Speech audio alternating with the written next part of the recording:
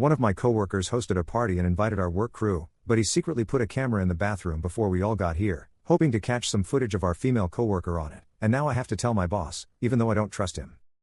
Last night I went to a house party with the crew that I work with. We're in the US Navy stationed in SC. I recently came back to crew after a few months away in a different department at the command we are all attached to. The party was attended by about 12 men and 1 woman, ages ranging from low 20s to upwards of 32, myself. We played beer pong and pool.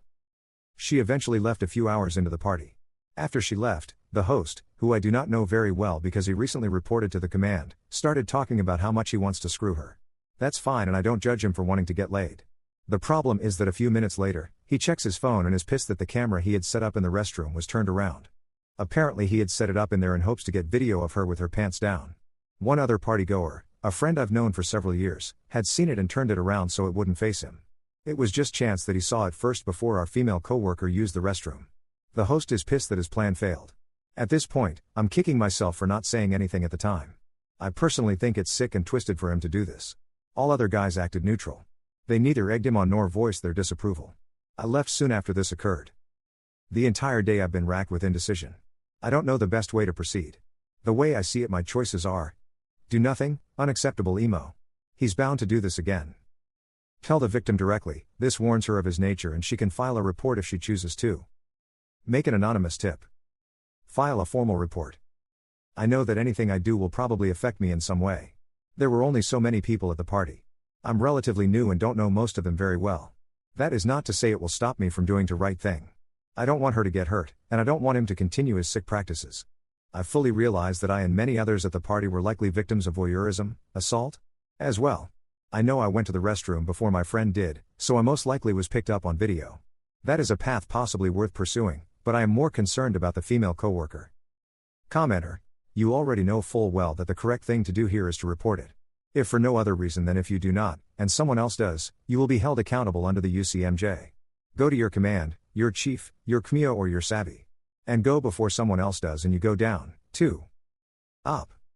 In a perfect world, I'd go to my chief and trust it would be handled appropriately. But unfortunately I don't trust my cock. The SARC directed me to contact NCIS directly in the morning, which is what I'm going to do. Update 1. So it's been a few days and a lot has happened.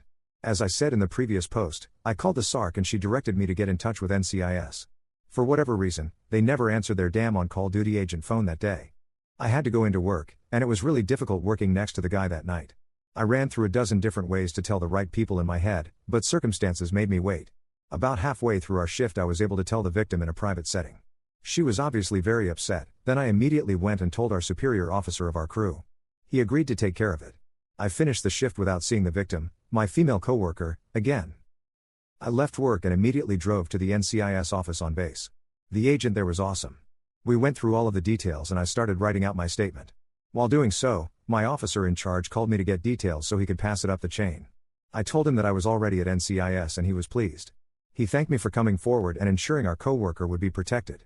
By the time I finished writing my statement, the whole command was aware of the situation. I was pleased. I already knew that the victim was going to get a night off. What I didn't know is that the suspect, host of the party, would no longer be with us anymore as well.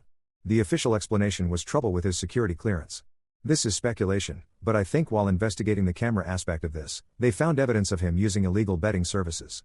The government doesn't take that lightly, especially if you have a security clearance. I think this because the same day he wasn't at work, they warned the staff that if you use illegal betting services, a bookie, to stop. That's it. He's under investigation and I remained anonymous. My officer knows, but I trust him. I was on the same ship with him for years. He's a great guy. Now hopefully he will never be able to hurt someone like this again. Thanks for the great advice, even though I knew generally what to do in the first place. Sometimes it's just good to get some validation on my thought process. Update 2. 2 years later. It's been quite a while but we all love updates so I figured I'd close this saga up. Where we last left off, I had informed my female coworker and an officer I trusted, then NCIS. The host of the party was absent from work the next day and I have not seen him since. About 4 months ago, I was contacted by a legal representative working on the case, United States vs. Defendant's name, which finally confirmed to me that it was going to court-martial.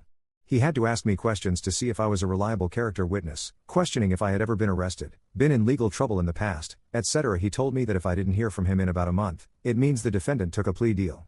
Otherwise I would eventually testify against him in a court-martial. It's obviously been longer than that and I haven't heard back from him. He told me I wouldn't be privy to actual details of his punishment, so I don't know if he is actually going to spend time in the brig. I imagine he wouldn't be able to avoid it, but it all depends on his plea deal. The victim eventually finished her time at this command and transferred to a ship. She's married now. A few weeks after the incident, I asked if she wanted to grab a cup of coffee outside of work to discuss what happened and she agreed, then it fell through.